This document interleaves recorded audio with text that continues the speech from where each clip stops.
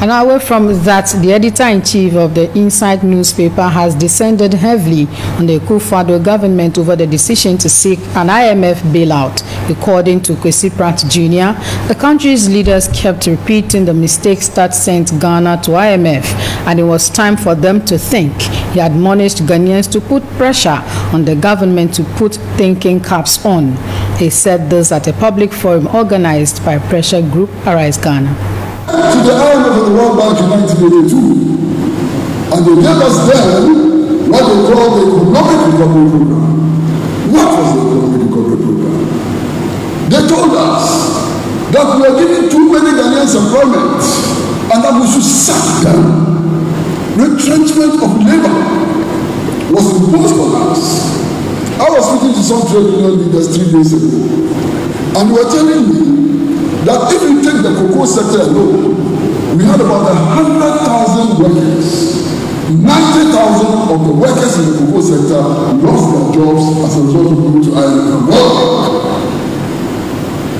Within 1 year, 300,000 workers lost their jobs under the IMF program. 300,000 workers lost their jobs. They told us to privatize state enterprises. And we started selling these enterprises like granules. We sold them by heart. State Fishing Corporation, we sold. Some of the subsidiaries of PIO, we sold. Bonsa Tie Factory, we sold. The glass factory, we sold. Shoe factory, we sold.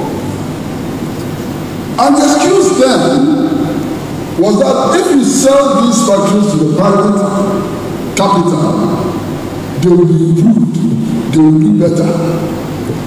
Let us go back to 1982 and see all those industries that we sold. Which one of them is doing better?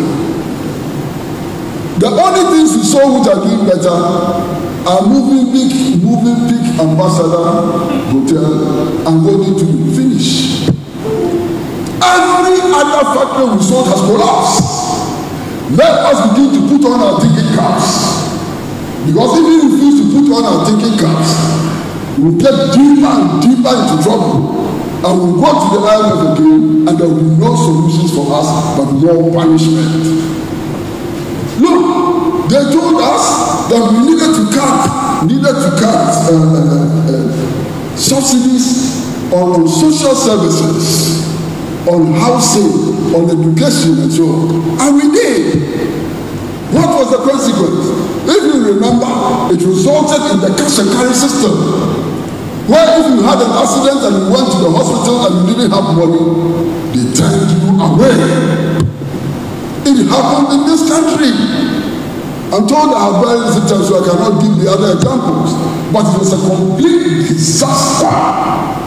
And our political leaders should wake up and think, because I recall very clearly 2001, when President Akufo-Addo assumed office, I recall that this IMF and World Bank representatives in Ghana wrote a very long letter to him, telling him that the economy had collapsed and that he needed to implement extraordinary measures in order to revive the economy.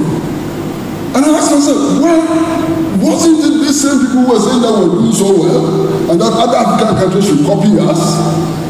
Was the government not implementing the program that they drew up?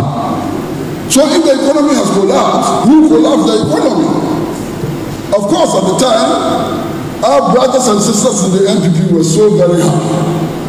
They had gotten information of some kind of endorsement that the NDC government didn't do well. And we were watching them.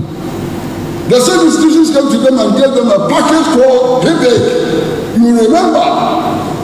And they implemented all the measures. January 2009, President Mills takes office. The same resident representatives write another very long letter to President Mills and tell President Mills Akufo has collapsed the economy. The same people who were telling us that Akufo was doing so very well, they now go to Mills and say Akufo has collapsed the economy. And listen, our leaders still continue to listen to these people.